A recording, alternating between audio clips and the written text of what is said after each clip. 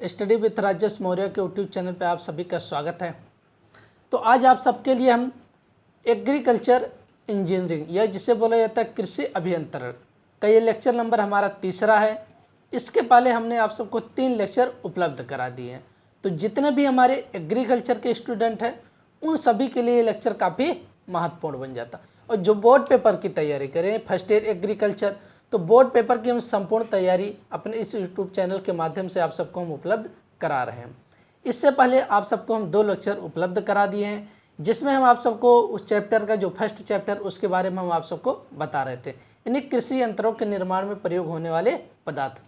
वो 2 लेक्चर है, उन सभी लेक्चर का जो लिंक है हम इस लेक्चर के डिस्क्रिप्शन में आप सभी को उपलब्ध करा देंगे। तो जो भी स्टूडेंट अभी वो लेक्चर हमारा फर्स्ट और सेकंड नहीं देखे हैं वो हमारे इस यूट्यूब चैनल के या इस लेक्चर के डिस्क्रिप्शन में जाकर हमारे उस यूट्यूब या उस वीडियो के माध्यम से अपने बोर्ड पेपर की तैयारी अच्छी तरीके से कर सकते हैं। तो जितने भी स्टूडेंट हमारे इस यूट्यूब चैनल को देख रहे हैं आप ज़्यादा से ज़्यादा लाइक शेयर और सब्सक्राइब जरूर करिए। हम और कमेंट बॉक्स में बताइए आप सबको ये लेक्चर कैसा लगा है। और हम आप सबको बाटनी का और जितने भी हमारे बोर्ड पेपर फर्स्ट ईयर या सेकेंड ईयर एग्रीकल्चर के जो भी स्टूडेंट तैयारी कर रहे हैं उन सभी के लिए हम कोशिश हमारा यही रहेगा कि आप सबको हम संपूर्ण बोर्ड पेपर की तैयारी अच्छी तरीके से अपने इस यूट्यूब चैनल के माध्यम से कराएंगे। और लास्ट में आप सबको हम पेपर के 15 दिन पहले आप सबको हम जो सॉल्व पेपर होते हैं यानी उसको भी हम आप सबको सॉल्व कराएंगे, जो हमारे बोर्ड पेपर में पूछे जा सकते हैं पेपर के जो काफ़ी महत्वपूर्ण कुछ क्वेश्चन होते हैं उसको भी हम सॉल्व कराएंगे। तो चलिए हम देखते हैं, आज स्टार्ट करते हैं। लेक्चर नंबर हमारा थर्ड या तीसरा हो जाएगा। पिछले लेक्चर में हमने आप सबको बताया था ढलवा लोहे के लाभ। क्या बता रहे थे? ढलवा लोहे के लाभ बता रहे थे, इसके बारे में आप सबको हम बता रहे थे। तो हमने यानी ढलवा लोहे के जो लाभ जो होते हैं वो मुख्य या निम्न प्रकार के होते हैं। पहला हमने जो वहाँ पर फर्स्ट पॉइंट हमने आप सबको पिछले लेक्चर में बता दिए थे कि ढलवा लोहे के यंत्र जो होते हैं वो सस्ते होते हैं। क्या होते हैं? सस्ते होते हैं। पहला पॉइंट हमने आप सबको सेकेंड लेक्चर में बता दिया। अब आज हमारा जो दूसरा पॉइंट यहाँ ढलवा लोहे के लाभ के दूसरा सेकेंड पॉइंट है, इसके बारे में हम यहाँ से देखते हैं। इस लोहे से बने यंत्रों में जंग नहीं लगता है, यानी जो ढलवा लोहे से जितने भी यंत्र बनाए जाते हैं उनमें जंग नहीं लगता है। यानी जंग के प्रति क्या होते हैं? रेसिस्टेंट होते हैं या प्रतिरोधी होते हैं। क्या होते हैं? प्रतिरोधी होते हैं। तो जितने भी हमारे एग्रीकल्चर इक्विपमेंट है जो ढलवा लोहे से बनाए जाते हैं उनमें जंग नहीं लगता। पहला पॉइंट हमने बताया था कि ढलवा लोहे के यंत्र क्या होते हैं? लो कॉस्ट यानी लगभग सस्ते होते हैं। और दूसरा पॉइंट बता रहे हैं कि इस लोहे से बने यंत्रों में जंग नहीं लगता। अब तीसरा पॉइंट हमारा आ जाता है कि यह लोहा आसानी से ढाला जा सकता है। मतलब इस लोहे को हम किसी भी रूप में आसानी से ढाल सकते हैं या कोई भी हम एग्रीकल्चर इक्विपमेंट आसानी से बना सकते हैं। इसका कहने का मतलब यही है, यह लोहा आसानी से ढाला जा सकता है। चौथा पॉइंट हमारा आ जाता है, यह लोहा अधिक गर्मी और सर्दी सहन कर सकता है। मतलब अगर अधिक गर्मी हो रहा तो भी यह सहन कर लेगा, अगर सर्दी हो रहा तो भी यह लोहा सहन कर सकता है। मतलब इसमें खराबी नहीं होती या टूट नहीं सकता है, चाहे गर्मी अधिक हो या चाहे सर्दी अधिक हो। तो ये ढलवा लोहा जो होता है अधिक गर्मी और अधिक सर्दी सहन कर सकता है। 5वां नंबर हमारा ये था, इस लोहे के बने यंत्र घिसते नहीं, यानी घिसावट इसमें कम होती है। अगर हम किसी चीज़ पे या अगर हम चलाते हैं या जुताई करते हैं कोई भी यंत्र जो हमारा इसमें घिसाव कम होता है। इस लोहे द्वारा जो यंत्र बनाए जाते हैं इनमें घिसाव कम होती है। तो हमने आप सबको ढलवा लोहे के लाभ बता दिए। क्या बताते हैं? ढलवा लोहे के लाभ क्या होते हैं। अब आगे हम देखते हैं ढलवा लोहे से हानियाँ, यानी क्या क्या इसके पहले हमने आप सबको बता दिया यानी जो एडवांटेज क्या होता है, उसके बाद आप सबको हम बता रहे हैं डिसएडवांटेज, यानी कास्ट आयरन जो होता है हमारा जिसे बोला जाता है ढलवा लोहा, उसके हमारे क्या होते हैं? हानियाँ क्या होती है? Disadvantage of cast iron. अब देखिए ढलवा लोहे में हानियाँ निम्न प्रकार की होती है। क्या होता है? ढलवा लोहे में हानियाँ निम्न प्रकार की होती हैं। अब पहला पॉइंट आ जाता है कि ढलवा लोहे को पीट कर काम में नहीं लाया जा सकता। क्या हो जाएगा कि ढलवा लोहे को अगर इसको हम पीट कर या इसकी चद्दर बना के या इसको बढ़ा कर काम में हम प्रयोग नहीं कर सकते। तो ये इसकी पहली हानियाँ हो जाएगी। दूसरा पॉइंट आ जाता है ढलवा लोहे के यंत्रों को मोटा बनने के कारण उसकी नोक पैनी नहीं की जा सकती। यानी ढलवा लोहे के जो यंत्र होते हैं वो मोटे होते हैं। क्या होते हैं? मोटे बनने के कारण उनकी जो नोक होती पैनी नहीं की जा सकती है, इनकी नोक को धारदार नहीं किया जा सकता है। तो ये ध्यान रखना कि ढलवा लोहे के जो यंत्र होते हैं वो मोटे होते हैं, इसलिए उनको धारदार या पैनी नहीं बनाया जा सकता, ये भी हानियाँ हो जाएंगी। तीसरा पॉइंट आ जाता है कि ढलवा लोहे पर गांव के साधारण लोहार काम नहीं कर सकते हैं।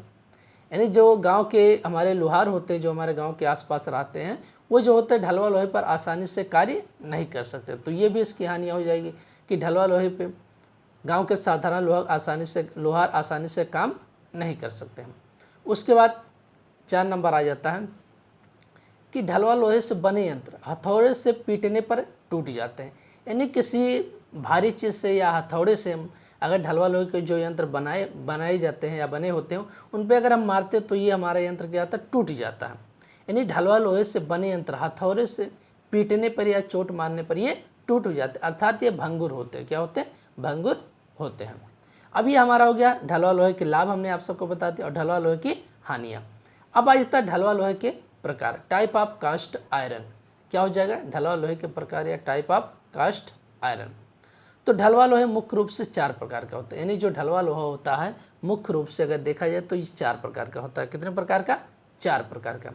नंबर 1 श्वेत ढलवा लोहा, नंबर 2 धूसर या भूरा ढलवा लोहा। नंबर 1 क्या हो जाएगा? श्वेत ढलवा लोहा। नंबर 2 भूरा या धूसर ढलवा लोहा। नंबर 3 हो जाएगा ध्रुत क्षितिज ढलवा लोहा। और नंबर 4 हमारा हो जाएगा आघातवर्ध ढलवा लोहा। यानी type of cast iron, 4 type of cast iron. Number 1 हो जाएगा श्वेत ढलवा लोहा, नंबर 2 भूरा या धूसर ढलवा लोहा, नंबर 3 ध्रुत क्षितिज ढलवा लोहा, नंबर 4 हो जाएगा आघातवर्ध ढलवा लोहा, और नंबर 1 आ जाता है श्वेत ढलवा लोहा। अब एक एक के बारे में हम देखते हैं, जितने भी हमारे टाइप्स ऑफ कास्ट आयरन होते हैं। नंबर 1 आ जाएगा श्वेत ढलवा लोहा। सांचे में पिघले हुए कच्चे लोहे को शीघ्रता से ठंडा करके श्वेत ढलवा लोहा बनाया जाता है। यानी जो हमारा श्वेत ढलवा लोहा कैसे तैयार किया जाता है कि सांचे में पिघले हुए कच्चे लोहे, कोई भी हमारा जो सांचा होता है उसमें पिघले हुए कच्चे लोहे को शीघ्रता से ठंडा करके, क्या शीघ्रता से ठंडा करके ढलवा लोहा बनाया जाता है। यह कठोर होता, क्या होता? कठोर होता, तथा इसमें घिसावट कम होती। तो पहला यह ध्यान रखना, ये क्या होता? कठोर होता है तथा इसमें घिसावट कम होती। तो आपको ये ध्यान रखना है कि जो हमारा श्वेत ढलवा लोहा होता है, सांचे में पिघले हुए कच्चे लोहे को शीघ्रता से ठंडा करके उससे श्वेत ढलवा लोहा बनाया जाता है। यह लोहा कठोर होता और इस लोहे में घिसावट कम होती। ये हमारे श्वेत ढलवा लोहे के लक्षण होते हैं। ये हमारा नंबर 1 श्वेत ढलवा लोहा। अब नंबर 2 हमारा आ जाता है धूसर ढलवा लोहा, यह जिसे बोला जाता है ग्रे कास्ट आयरन। पहला हम यानी श्वेत ढलवा लोहा जिसे बोला जाता है व्हाइट कास्ट आयरन, और दूसरा हमारा धूसर ढलवा लोहा जिसे बोला जाता है ग्रे कास्ट आयरन। सांचे में, अब इसके बारे में देखते हैं। सांचे में पिघले हुए कच्चे लोहे को, यानी सांचे में पिघले हुए कच्चे लोहे को रखकर यानी भरकर प्राकृतिक हवा में धीरे धीरे या प्राकृतिक हवा में धीरे धीरे ठंडा करके धूसर ढलवा लोहा बनाए जाते हैं। यानी सांचे में पिघले हुए जो कच्चे लोहे होते हैं उसको भरकर प्राकृतिक हवा यानी नेचुरली जो एयर होता है इसे हवा में हम रखकर उसको धीरे धीरे ठंडा करके हम कौन सा लोहा तैयार करते हैं? धूसर ढलवा लोहा तैयार किया जाता है। और श्वेत ढलवा लोहे को हम क्या सांचे में ढले हुए कच्चे लोहे, पिघले हुए कच्चे लोहे को शीघ्रता से ठंडा करके जो लोहा, शीघ्रता से ठंडा करने के बाद जो लोहा तैयार होता है वो श्वेत ढलवा लोहा। लेकिन तो जो धूसर ढलवा लोहा होता उसको हम सांचे में पिघले हुए कच्चे लोहे को भर कर प्राकृतिक नेचुरली एयर यानी एयर जो होता है या हवा में रखकर धीरे धीरे ठंडा करके उससे जो लोहा तैयार होता है उसे हम क्या कहते हैं? धूसर ढलवा लोहा कहा जाता है। इनमें कार्बन की प्रतिशत मात्रा, हाँ ये क्वेश्चन काफ़ी महत्वपूर्ण हो जाता है।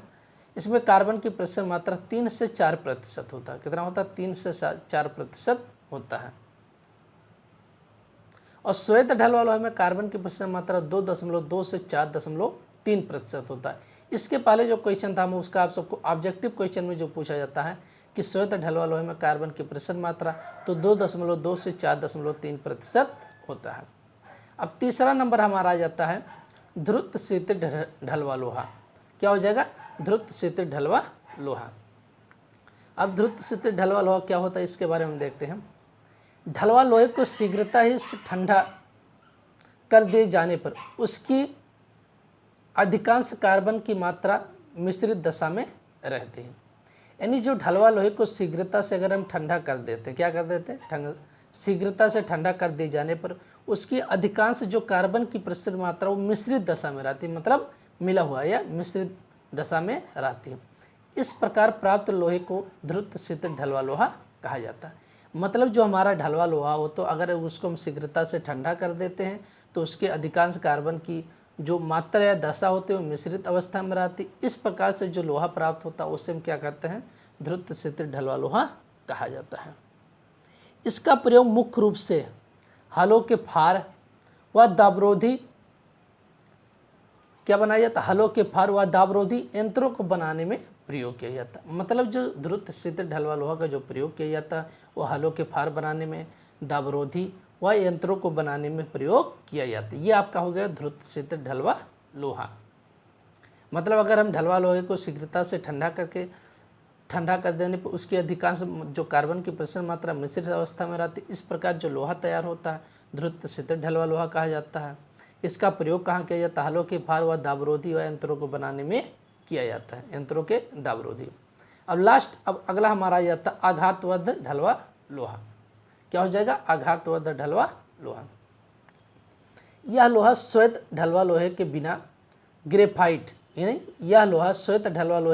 ग्रेफाइट बनाए कार्बन अलग कर देने पर बनता है। यानी जो हमारा आघातवर्ध ढलवा लोहा होता है यह लोहा श्वेत ढलवा लोहे के बिना, यानी जो हमारे श्वेत ढलवा लोहे के बिना ग्रेफाइट कि जो कार्बन बने होते, ग्रेफाइट और कार्बन को दोनों को अलग कर देते। क्या ग्रेफाइट और कार्बन को अलग कर देने पर जो लोहा बनता है उसे क्या कर देने पर इस लोहे में बिना टूटे कुछ हद तक मोड़े जाने की क्षमता होती है। मतलब इस लोहे को बिना टूटे कुछ हद तक इसको हम क्या करते हैं, फोल्ड यानी मोड़ सकते हैं, तो मोड़े जाने की क्षमता होती है। इसका प्रयोग ऐसे यंत्रों में किया जाता है जिसमें झटका सहन करने की क्षमता होती है। मतलब आघातवर्ध ढलवा लोहे के जो हमारा होता है इसमें ग्रेफाइट और कार्बन की मात्रा दोनों को अलग कर देने पर इसके बाद ये बिना टूटे कुछ हद तक ये मुड़ जाता है। इसका प्रयोग हम ऐसे यंत्रों में करते हैं जिनमें झटका सहन करने की क्षमता होती है। तो झटका सहन करने की क्षमता जैसे हमारे हैरो हो जाएंगे, कल्टीवेटर हो जाएंगे, या जो कुछ यंत्र जिनमें झटका सहन मतलब झटका लगता ले जाने पर एक स्थान से दूसरे स्थान उसमें झटका सहन करने की क्षमता है। तो इन सभी यंत्रों में हम किसका आघातवर्ध ढलवा लोहा का प्रयोग करते हैं। अब अगला हम पॉइंट देखते हैं। अभी हमने आप सबको बताया है ढलवा लोहे के बारे में। आज से हम देखते हैं अब हमारा आज जो कुछ लेक्चर रहेगा इसके बाद कल जो हमारा लेक्चर आएगा अब हम देखेंगे पिटवा लोहा के बारे में। किसके बारे में, पिटवा लोहा के बारे में। अब पिटवा लोहा के बारे में कुछ देख लेते हैं। यह लोहा परिवर्तनीय भट्ठी में कच्चे लोहे से कार्बन गंधक यानी जिसे बोला जाता है सल्फर और फास्फोरस बाहर निकाल कर प्राप्त होता है। मतलब जो हमारा पिटवा लोहा होता है यह लोहा परावर्तनीय भट्टी में, किसमें, एक भट्टी का नाम है जिसे बोला था परावर्तनीय भट्टी में कच्चे लोहे से, जो हमारा पिग आयरन होता है, कच्चे लोहे से कार्बन सल्फर और फास्फोरस को बाहर निकाल कर प्राप्त करते हैं। मतलब जो हमारा पिटवा लोहा होता है एक कॉमन सी भाषा में आप समझ सकते हैं कि यह लोहा परिवर्तनीय भट्टी में तैयार किया जाता है। पहले यह ध्यान रखना है कि किसमें, परिवर्तनीय भट्टी में तैयार किया जाता है। तो जो हमारा कच्चा लोहा हो तो उसमें से हम कार्बन सल्फर और फास्फोरस को बाहर निकाल कर हम कौन सा लोहा प्राप्त करते हैं, पिटवा लोहा प्राप्त करते हैं। पिटवा लोहे में कार्बन की प्रतिशत मात्रा 0.05 से 0.10% होती है। तो आपको ये ध्यान रखना कि पिटवा लोहे में कार्बन की प्रतिशत मात्रा 0.05 से 0.10% होती है। तो ये हमारा जो लेक्चर था तीसरा कृषि अभियंत्रण या जिसे बोला जाता है एग्रीकल्चर इंजीनियरिंग। ये हमारा लेक्चर काफ़ी महत्वपूर्ण, बोर्ड पेपर की अगर आप तैयारी करते हैं तो एक चैप्टर कंप्लीट होने के बाद तो जितने भी ऑब्जेक्टिव क्वेश्चन बनते हैं उसको भी हम आप सबको सॉल्व कराएंगे। तो आप सभी लोग इस वीडियो को जो भी आपके संपर्क में इंटर एग्रीकल्चर फर्स्ट ईयर या सेकेंड ईयर एग्रीकल्चर के स्टूडेंट या ऑल कम्पिटिटिव अगर आप एग्रीकल्चर से संबंधित कोई भी कम्पिटिटिव एग्जाम देना चाहते हैं तो उन सभी में यहाँ से क्वेश्चन ज़रूर पूछे जाते हैं। तो हमारे इस यूट्यूब चैनल को ज़रूर सब्सक्राइब करिएगा।